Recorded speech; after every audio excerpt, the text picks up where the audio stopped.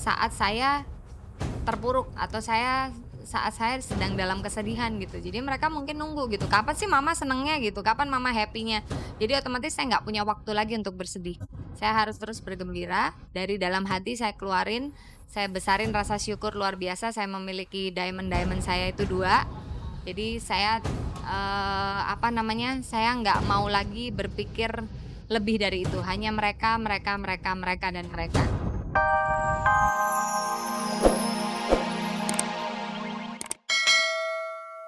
Berumusan kan nggak enak ya nantinya.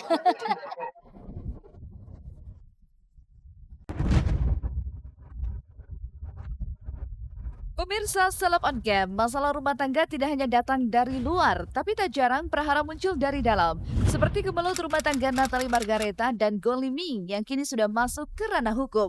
Apa yang menimpa keluarga ini sempat menjadi buah bibir publik luas. Pasalnya, Natalie dan Liming sama-sama membuat pengakuan mengejutkan. Tapi setelah beberapa waktu berlalu, masalah itu belum juga ada titik temu. Dan jadilah kini pada momentum Natal tahun 2013, Natalie harus melewatkannya sendiri momen 1 tahun sekali ini. Maka inilah mungkin Natal yang tak pernah terlintas dalam benak Natalie Margareta. Halo pemirsa Seleb on Cam, bersama saya Natali. Hari ini saya akan merayakan Natal bersama keluarga dan kebetulan saya sekarang sedang berada di rumah mama saya, mama sama papa saya. Oke, kita akan berdoa di dalam, kemudian makan-makan bersama, kumpul-kumpul, cerita-cerita, foto-foto bareng, narsis bareng, dan merayakan sukacita ini bersama-sama dengan Anda semua di rumah. Ya, yang kemarin ya keputusannya adalah saya berpisah dengan suami, jadi sekarang juga masih sidang. Sidangnya juga cukup lama nih, belum selesai-selesai, nggak seperti teman-teman yang lain yang cepet banget gitu, tapi ya karena saya juga ada pidananya kemarin, jadi ya mudah-mudahan lah tahun depan bisa selesai. Sebelumnya, Liming mengaku bahwa Natalie pergi dari rumah serta membawa kabur anak mereka. Tapi Natalie justru mengungkap hal yang jauh berbeda dari apa yang sudah dikatakan oleh Liming. Maka untuk membuktikan, pengadilanlah tempatnya. Dan Natalie tampaknya tak ingin dimakan lara atas perceraiannya tersebut. Ia bangkit dan ingin melupakan semua yang telah terjadi. Karena memang, ya kan saya juga dilaporin kemarin gitu, jadi dikait-kaitin sama pekerjaan saya segala macam, otomatis sayanya juga sendiri down gitu. Tapi ya teman-teman, keluarga itu sungguh sangat mensupport saya luar biasa. Jadi, ya saya bangkit lagi, maju lagi. Kenapa orang luar bisa masuk ke rumah saya, ya kan? Dan tidak ada izin dari saya. Dan itu pun sebenarnya sudah dilarang oleh para security di situ. Namun mereka bantah dan sedikit mengancam bahwa you nggak tahu siapa saya. Ya tentunya mereka tahu dong siapa Deti ini, ya kan? Namun mereka sudah mengingatkan. Cuma yang mereka nggak tahu kan kita ada masalah warga ini, gitu loh. Iya, kalau dipikir-pikir kadang-kadang, nggak masuk gitu di otak saya gitu, pakai logika juga saya nggak ngerti gimana saya mesti mikirnya gitu. Tapi ya udah, saya selalu berpikir bahwa semua orang juga punya masalah gitu, berat nggak berat tergantung kita menyikapinya kan, how we face it gitu.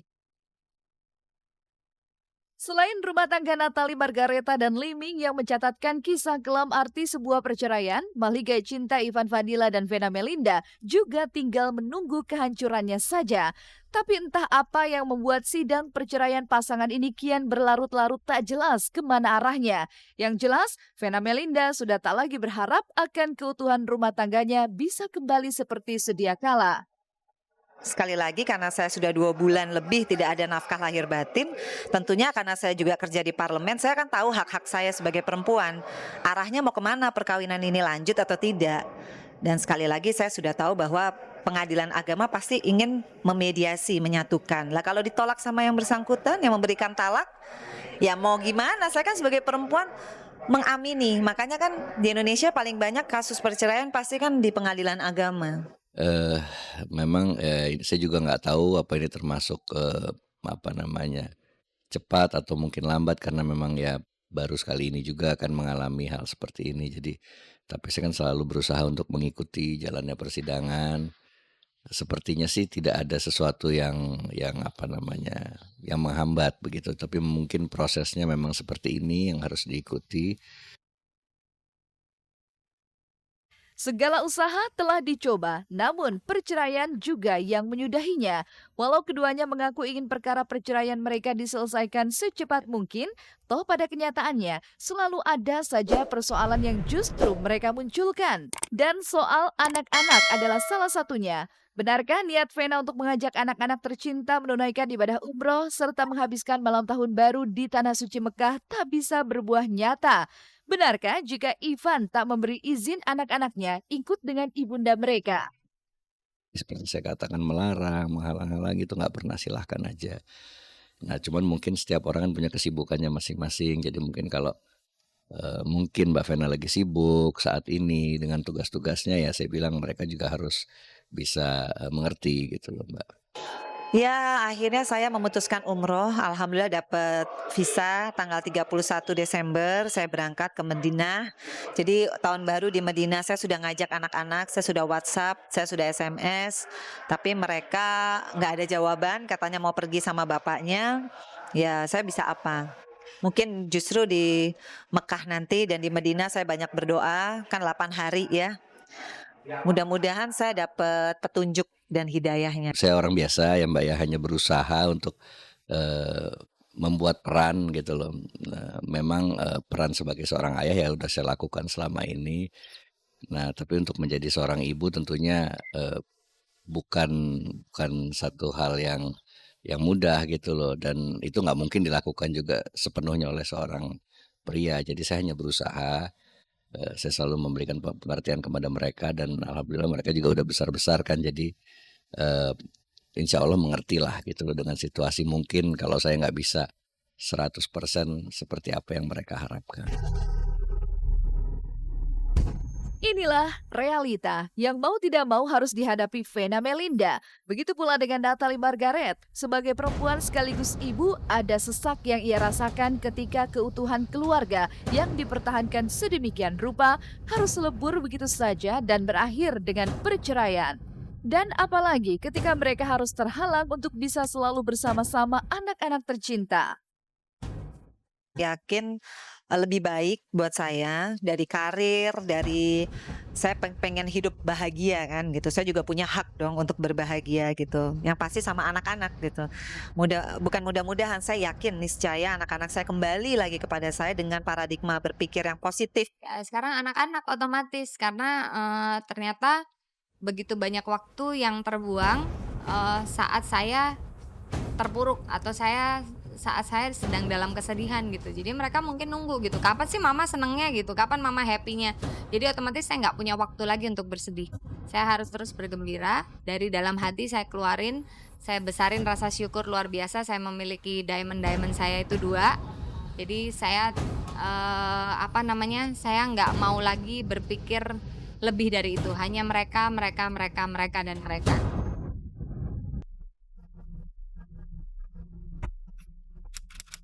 Pemirsa Salap on Cam, ruang suci pernikahan yang awalnya berisikan cinta kasih dua anak manusia pada akhirnya kerap menyisakan cerita pahit yang mau tak mau harus dijalani.